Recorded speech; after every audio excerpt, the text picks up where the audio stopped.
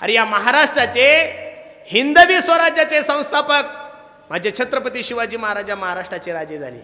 सर्व किल्ले माझ्या राजाच्या ताब्यात आहे. 32 मन सोन्याच्या सिंहासनावर माझा राजा विराजमान आहे. सोन्याचं मुकुट माझ्या राजाच्या डोक्यामध्ये असताना राजा रडायला लागला. माझ्या जिजाबाई साहेबांनी प्रश्न केला, राजे काय झालं रडायला तुम्हाला? तुम्ही या महाराष्ट्राचे राजे आहात. 32 मन सोन्याच्या सिंहासनावर तुम्ही विराजमान आहात. सोन्याचं मुकुट तुमच्या डोक्यामध्ये आहे. सर्व किल्ले तुमच्या ताब्यात आहे. हाती घोडे मालक चालक सगळं काही तुमच्याकडे. मग रडता का? त्यावेळेस रडता रडता या जनतेचा लाडका राजा आपल्या आईला सांगत होता, आई मी या महाराष्ट्राचा राजा आहे. सर्व किल्ले माझ्या ताब्यात आहे. 32 मन सोन्याच्या सिंहासनावर मी विराजमान आहे. सोन्याचं मुकुट माझ्या डोक्यामध्ये. पण आई तुला सांगू, हा छत्रपती 32 मन सोन्याच्या सिंहासनावर विराजमान आहे आणि याच्या डोक्यामध्ये सोन्याचं मुकुट आहे. हे सगळं पाहण्यासाठी तुझ्या डोक्याचं कुंकू माझा बाप शहाजीराजा जिवंत असता तर मला अजून बरं वाटलं असतं. म्हणून सर्वांना माझी विनंती, प्रत्येकाने आपल्या मायबापाची सेवा करा. प्रत्येक गोष्ट परत मिळती माणसाला. पैसों से खाना मिल सकता है, पैसों से खाना मिल सकता है, भूख नहीं मिल सकती. पैसों से किताबें खरीद सकते हो, ज्ञान नहीं खरीद सकते. पैसों से बिछाना खरीद सकते हो, नींद नहीं खरीद सकते. उसी तरह पैसों से बहुत अच्छी बीवी आप लोगों को मिल सकती है, लेकिन पैसों से एक बात इस बाजार में नहीं मिलती, उसे माँ बाप कहते. म्हणून सर्वांना माझी विनंती आहे, प्रत्येकानं आपल्या आई वडिलाची सेवा करा. मी नेहमीच सांगतो, आई माझी मायेचा सागर हो, दिला तिने जीवनाला आकार. तळपत्या उन्हात आणि रखरखत्या रानात राहिली समाजासाठी तू ग. कष्टाच्या घामात कधी मिळेल मुठभर घास, कधी घडे तिला उपवास. ओल्या मातीतून चालताना तुडविले काट्याचे फास. आई माझी हो मायेचा सागर, दिला तिने जीवनाला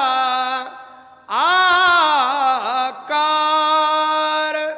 म्हणून प्रत्येकाला माझ्या कोणाच्याही पुण्यतिथ्या महाराष्ट्रात नाही होतो, कोणाच्याही जयंत्याही होत नाहीये.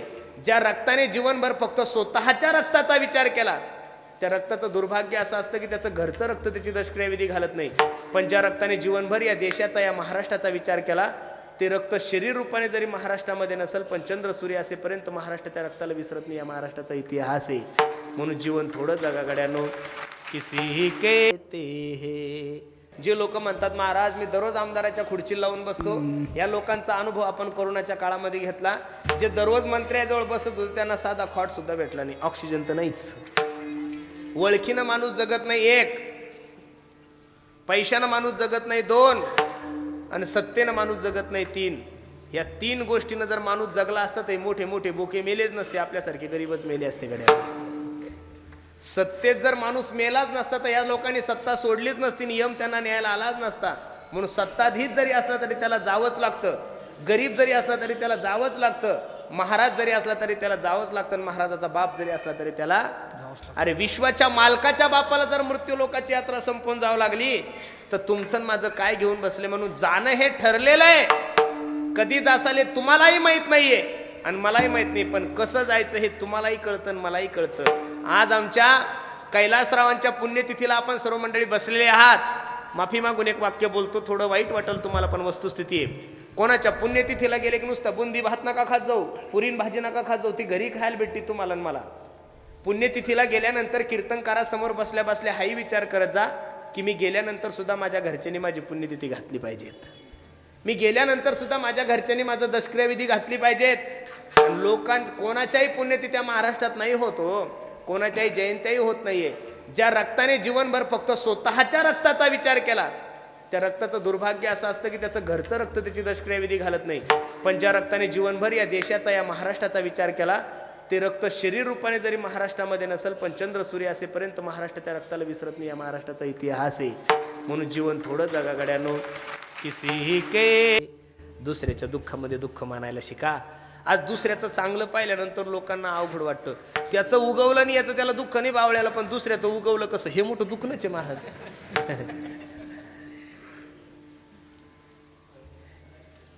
अरे पहिल्या वर्गात गेल्यानंतर सरांनी आपल्याला ABCD नाही शिकवली रे, क ख ग वगैरे नाही शिकवलं, 1 2 3 नाही शिकवलं. पहिला तुम्हाला हात पुढं करायला लावला आणि पहिलं शिकवलं India is my country, all Indians are my brothers and sister, I love my country. Bharat माझा देश आहे, खरा तो एकची धर्म जगाला प्रेमावर पावे. आपल्याला मंत्रीपद भेटलं नाही याचं त्याला दुःख नाही, पण दुसरे एकदम आले मंत्री कसे झाले हे मोठं दुःख नाही. आमचा विस्तार म्हणू म्हणू म्हणू म्हणू म्हणू म्हणू आमचे कपडे जुने झाले.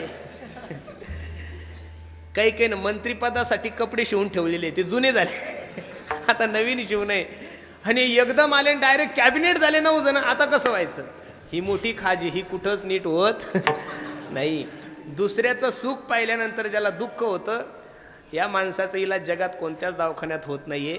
म्हणून बसणाऱ्या मंडळीला माझी विनंती आहे, एवढा सुंदर नरदे तुमच्याने माझ्या जीवनात प्राप्त झालाय, ज्यांच्या प्रथम पुण्यस्मरणानिमित्त आपण सर्व मंडळी इथे जमा झालेलो. असे असणारे आमचे कैलासराव खंडेराव 10 तोंडे यांच्या प्रथम पुण्यस्मरणानिमित्त, यांच्या प्रथम वर्षश्राद्धानिमित्त या सर्व कुटुंबियांनी, त्यांच्या बंधूंनी, त्यांच्या पुतण्यांनी, आमच्या अमोलदादांनी खूप गोड नियोजन केलं. एका दिवशी एवढे गायक वादक भेटत नाही बरं, सध्या सीझन हलकं आहे त्याच्यामुळं सगळी उपस्थिती. पावसाळ्यात लोक काम करतात आणि महाराज लोक आराम करतात. उन्हाळ्यात तुम्ही आराम करतात, आम्ही कुत्र्यासारखं फिरतो. उलटच आहे तुमचं नामचं महाराज. परवा दिवशी एक माणूस मला म्हणे, महाराज तुम्ही वर्षाला 2 वर्षाला गाडी बदलता, कपडे बिपडे मस्त आहे, मोबाईल चांगले वापरता, शेती किती? म्हणलं 1 गुंठा नाही माझ्या नावावर. मग चालतं कसं तुमचं? मला आमचं सोपं आहे, 9ला पेरलं की 11ला उगवतं. तुम्हाला पावसाचा ताण आहे, येतो का नाही हा ताण आहे, नाही आला की ताण आहे, जास्त आला तरी ताण आहे. बरं सोयाबीन आल्यानंतर तिचा भावाचा ताण आहे, परत तिचं ते काढणं बाबा लय अवघड असतं. आमचं अजिबात तसं काही नाही, आमचं येण्याच्या अगोदर भाव ठरलेला आहे. पाऊस येऊ का दुष्काळ पडो काही पडो. म्हणून माझी विनंती, एवढा सुंदर इतके कलाकार एका दिवशी आमच्या अमोल भैयाने आमच्या दादाने सर्व गोळा केले. मला आनंद आहे महाराज. असं वाटतं की हे सप्त्यातलं कीर्तन आहे महाराज. एका दिवशी एवढे कलाकार भेटत नाही. आज फक्त दोघांचाच नंबर झाला, अजून तर गायक वेटिंगवरच आहे. कधी कधी एक गायक भेटत नाही, आज गायक वेटिंगवर आहे. कधी कधी पखवाजा भेटत नाही, आज पखवाजे वेटिंगवर आहे. कधी कधी एक कीर्तनकार नसतो, आज 2-4 कीर्तनकार टाळ घेऊन उभे. महाराज खूप सुंदर आहे. आमचे कैलासराव भाऊ ज्या ठिकाणी असतील, कैलासात असतील, स्वर्गात असतील, वैकुंठात असतील, तिथून ज्यावेळेस तो कार्यक्रम पाहत असेल तर मी नारदाच्या गादीवर सांगतो, अमोल भैया निश्चित तुमच्या वडिलाच्या डोळ्याला धारा लागल्या असतील. तो बापही विचार करत असेल किती भाग्यवान आहे मी की माझ्या पोराने एखाद्या शावकाराने जसं आपल्या पोरीचं लग्न करावं, एखाद्या शावकाराने जसं आपल्या पोरीचं लग्न थाटामाटात करावं, त्याच्यापेक्षा 10 पट आपल्या बापाचा पुण्यतिथीचा उत्सव या कुटुंबांनी केला. म्हणून निश्चित तुमचा बाप तुम्हाला भरभरून आशीर्वाद देत असेल. जीवनामध्ये सगळं करा गड्यांनो, पण 2 गोष्टी लिहून ठेवा माझ्या काळजावर. तुमची मायबाप जिवंत आहे तोपर्यंत सेवा करा. बाप गेला ना महाराज की माणसाच्या जीवनाचा आधारवड जातो. सचिन तेंडुलकरांना भारतरत्न पुरस्कार जाहीर झाला. सचिन तेंडुलकरांची मुलाखत घेतली. सचिनजी कसं वाटतंय तुम्हाला? सचिन तेंडुलकर सांगत होता, आज मी क्रिकेट विश्वातील सगळ्यात मोठा व्यक्ती आहे. मास्टर सचिन तेंडुलकर म्हणून माझी या जगात ओळख आहे. भारताने भारतरत्न पुरस्कार मला दिला, पण हे सगळं सुख, हा सगळा आनंद पाहण्यासाठी माझे वडील रमेश तेंडुलकर जिवंत असते तर मला अजून बरं वाटलं असतं. अरे या महाराष्ट्राचे हिंदवी स्वराज्याचे संस्थापक माझे छत्रपती शिवाजी महाराज महाराष्ट्राचे राजे झाले. सर्व किल्ले माझ्या राजाच्या ताब्यात आहे. 32 मन सोन्याच्या सिंहासनावर माझा राजा विराजमान आहे. सोन्याचं मुकुट माझ्या राजाच्या डोक्यामध्ये असताना राजा रडायला लागला. माझी जिजाबाई साहेबांनी प्रश्न केला, राजे काय झालं रडायला तुम्हाला? तुम्ही या महाराष्ट्राचे राजे आहात. 32 मन सोन्याच्या सिंहासनावर तुम्ही विराजमान आहात. सोन्याचं मुकुट तुमच्या डोक्यामध्ये आहे. सर्व किल्ले तुमच्या ताब्यात आहे. हाती घोडे मालक चालक सगळं काही तुमच्याकडे. मग रडता का? त्यावेळेस रडता रडता या जनतेचा लाडका राजा आपल्या आईला सांगत होता, आई मी या महाराष्ट्राचा राजा आहे. सर्व किल्ले माझ्या ताब्यात आहे. 32 मन सोन्याच्या सिंहासनावर मी विराजमान आहे. सोन्याचं मुकुट माझ्या डोक्यामध्ये. पण आई तुला सांगू, हा छत्रपती 32 मन सोन्याच्या सिंहासनावर विराजमान आहे आणि याच्या डोक्यामध्ये सोन्याचं मुकुट आहे. हे सगळं पाहण्यासाठी तुझ्या डोक्याचं कुंकू माझा बाप शहाजीराजा जिवंत असता तर मला अजून बरं वाटलं असतं. म्हणून सर्वांना माझी विनंती, प्रत्येकाने आपल्या मायबापाची सेवा करा. प्रत्येक गोष्ट परत मिळती माणसाला. पैसों से खाना मिल सकता है, पैसों से खाना मिल सकता है, भूख नहीं मिल सकती. पैसों से किताबें खरीद सकते हो, ज्ञान नहीं खरीद सकते. पैसों से बिछाना खरीद सकते हो, नींद नहीं खरीद सकते. उसी तरह पैसों से बहुत अच्छी बीवी आप लोगों को मिल सकती है, लेकिन पैसों से एक बात इस बाजार में नहीं मिलती, उसे माँ बाप कहते. म्हणून सर्वांना माझी विनंती आहे, प्रत्येकानं आपल्या आई वडिलाची सेवा करा. मी नेहमी सांगतो, आई माझी मायेचा सागर हो, दिला तिने जीवनाला आकार. तळपत्या उन्हात आणि रखरखत्या रानात, राहिली समाजासाठी तू ग कष्टाच्या घामात. कधी मिळेल मुठभर घास, कधी घडे तिला उपवास. ओल्या मातीतून चालताना तुडविले काट्याचे फास. आई माझी हो मायेचा सागर, दिला तिने जीवनाला आकार. म्हणून प्रत्येकाला माझे हात जोडून विनंती, प्रत्येकानं आपल्या आईवडिलाची सेवा करा, धर्माची सेवा करा. कार्यक्रमासाठी उपस्थित सर्वच गुणीजन महाराज मंडळी, त्यामध्ये प्रामुख्याने ज्यांनी गोड असा पखवा जाजवला, आमचे कृष्णादादा आहे, आमचे अमोलदादा आहे, ज्यांच्या आवाजाने अख्खा महाराष्ट्र मोहित आहे. कोणाचे दिवस कधी काय पलटतील काही सांगता येत नाही महाराज. आमच्या कैलासच्या आवाजामध्ये साक्षात सरस्वती महाराज. मैं तो सुध बुध खोई तेरे प्यार में. आणि बस ए काय ते बजरंग बलीचा अजून ए दुःख भंजन, ह्या 2 गीतावर महाराज अख्ख्या महाराष्ट्रातल्या लोकांचे गळ्यातलं ताईत झाला आमचा कैलास. दादासाठी सुद्धा सर्वांनी एकदा टाळी वाजवा. फक्त कैलासजीला माझी विनंती, कैलास प्रवास करत असताना सावकाश प्रवास करा बरं. पैशाच्या मागं पळू नका, आता पैसा तुमच्या मागं पळल महाराज. जी गाडी जास्त सुंदर आहे ती गाडी शोरूमवाले वेटिंगवर ठेवतात, माहिती आहे तुम्हाला. वेटिंगवर ठेवलं की त्या गाडीची काय वाटते माहिती आहे का, व्हॅल्यू वाढते. माझी रोजनीशी जर तू पाहिली सगळीच खाली आहे. ज्यावेळेस मार्केट जाम होतं आपल्या नावाने त्यावेळेस माणसाने थांबलं पाहिजे. सारखंच फिरल्यानंतर मार्केट डाऊन होतं माणसाचं. एक कीर्तन दररोजचं करा. अरे लोकांना दिवसभर काम करावं लागतं तेव्हा 300 रुपये भेटतात महाराज. आपण एक जर चाल म्हणली तर लोक आपल्याला 7,000 रुपये देतात, पण कुत्र्यासारखं जर पळत गेलो तर गाड्या छोट्या आहे आपल्या. एवढं अवघड झालं, कोणीच थांबायला तयार नाहीये महाराज. या 2 व्हीलरवाल्यासाठी तर एक GRच काढला पाहिजे सरकारने महाराज.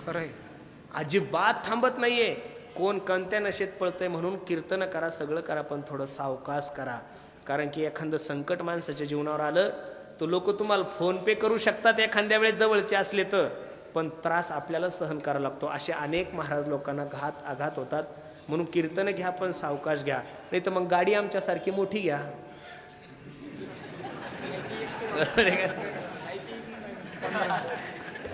त्यांच्या समवेत आमचे हरिभक्त परायण एक आमचं लाडकं व्यक्तिमत्व, संगीत अलंकार, संगीत विशारद आमचे सदानंद गुरुजीसाठी सुद्धा एकदा टाळी वाजवा आमच्या सदानंदसाठी.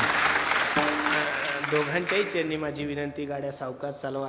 कारण राहायला पुण्याला, या दोघांचं पाहणं, सदानंद राहतो पुण्याला आणि कार्यक्रम करतो इकडं, आणि कैलास बावळं राहतं इकडं आणि कार्यक्रम करतं पुण्याकडं. हे उलटच आहे महाराज. देवाचं कामच उलट आहे. देव माणसाला सुखानं खाऊ देत नाही. अजून त्यांच्यासोबत असणारे आमचे वाल्मिक दादा आहे, आमचे श्याम सुंदर दादा आहे, आमचे राहुल दादा आहे, आमच्यासोबत असणारे आमचे राहुल महाराज आहेत, आमचे वसंतराव, आमचे रामेश्वर महाराज आहे, आमचे बाबा विश्वनाथ महाराज आहेत, बाळू महाराज आहेत, कृष्णा महाराज आहेत, आमच्यासोबत असणारे आमचे आकाश महाराज, शुभम महाराज, कृष्णा महाराज, सुरडकर, सगळे टाळकरी गायक वादक मंडळी ज्यांनी गोड अशी माईक सिस्टीम लावली त्या दादासाठी सुद्धा एकदा सर्वांनी टाळी वाजवा. आणि हा कार्यक्रम यूट्यूबच्या माध्यमातून सर्व महाराष्ट्र पाहणार आहेत. म्हणून सर्वच आमचे यूट्यूबवाले सर्वच मंडळी सर्वांच्या चरणी मी माझा माता ठेवतो. झालेली सेवा भगवंताच्या चरणी अर्पण करतो. जे बरोबर आहे ते माझ्या सद्गुरू जोग महाराज वारकर शिक्षण संस्थेचं आहे. चुकीचं असेल माझ्या बुद्धीचे दोष आहे. संध्याकाळी 6 ते 8 पुण्याला कीर्तन आहे. त्याच्यामुळं बरोबर वेळेत, मी कालच त्यांना सांगितलं होतं, मी बरोबर सकाळी येईल 8 वाजता. मी माझ्या टायमात आलो. आणि काय नाही, मी दिवसभर जरी कीर्तन केलं तर तुम्ही काही सुधारणार नाही. त्याच्यामुळे जास्त कीर्तन करून फायदा नाही. ज्ञानेश्वर म्हणे काळा हा ना तोंडावरी भाता भरा हरी रामवाने. तुम्ही त्या भगवंताच्या मुखामध्ये हाणू काळाच्या मुखामध्ये तुम्ही थापड हाणू शकता. काळावर कोणी विजय मिळवला? जगा काळ खाये आम्ही माथा दिला पाय. तुकाराम तुकाराम नाम घेता का पेयम.